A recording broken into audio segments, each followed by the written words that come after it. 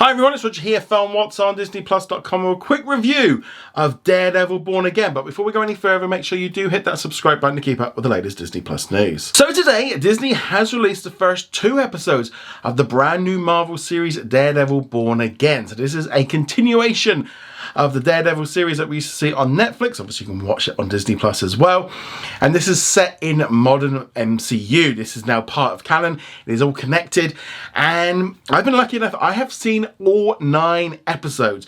But I'm not going to get into any spoilers about anything that happened in there. So I'm going to give you my sort of spoiler-free review here. Just give my sort of first thoughts on the show. So yeah, I haven't been able to watch all 9 episodes. Now, Marvel has never really done this for shows, especially their live action stuff, where they give the press everything. Normally, it's just like the first 2 or 4 episodes. Yeah, they've never done this before. So this is kind of a unique situation. It's kind of weird. And it's also a little bit like, well, everyone's got to wait. I've got to wait, now like 2 months for everyone to catch up in order so I can talk about the finale. It is a fantastic series. If you enjoyed the Daredevil series from Netflix, you should enjoy this one. It feels like returning home. It's got that feel to it. It is very violent. There is a lot of action in here. There are some scenes that are very violent. There is one in the finale that is, it is gross. And it's just like, things like that of, you just wouldn't see that in a normal MCU Disney Plus show. This is not your typical Disney Plus show. It feels like the Netflix one. There is violence in there. There is adult themes. It feels like I said, like a continuation, like you've just returned home. You know these characters, you know what they're doing. Kingpin is even more scary as a mayor. And like him trying to control himself and learn about what's in there, but obviously the real Kingpin comes out. And yeah, there is no point in sugarcoating it. It is it's not a political thing, because obviously he becomes the mayor, and that is obviously a political situation. But the kind of the mirror going up with the world situation right now, it's definitely, it does highlight it a little bit of just like, oh, okay. And this, again, it's not necessarily being political, but it's just like you can look at it and go, oh, okay, this is something that's going on now. So yeah, so there's that bit to it. There's a lot about this show that I liked. You can feel in some ways that this show was made differently, because they started creating it and it wasn't going to be part and like a continuation of the Netflix series.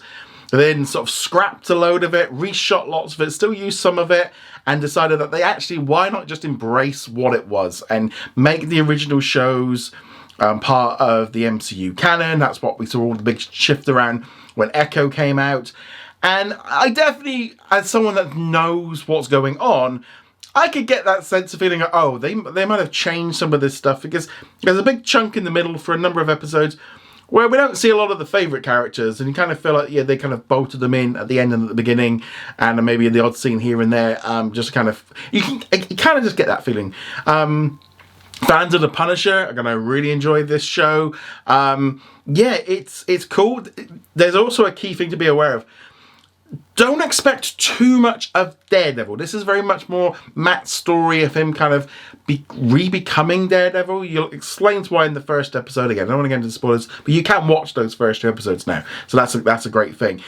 And there's a big shock in there that I wasn't expecting, but it does kind of spur on the story and moving on from there. Whether or not that is the real story and something else is going on, it's Marvel. Not everything always stays what happens, But yeah, so there's a obviously big fight in that first episode where we get to see him. We don't really see him suit up properly for a few more episodes afterwards, and you kind of expect that. So there was a lot of reports, I know, when it was in the early stages, people go, oh, he's hardly in it. Well, yeah, he's kind of not, but they do bring him in a little bit more. There is a fantastic episode about halfway through the series that feels a little bit like a standalone story. It's not necessarily interconnected with what else is going on. It's a little connected, but nothing too much. And it just sees Matt dealing with a situation using his abilities and stuff. And there's a little bit of a cameo from another character from a Disney Plus series. Don't get your hopes up, it's anything big.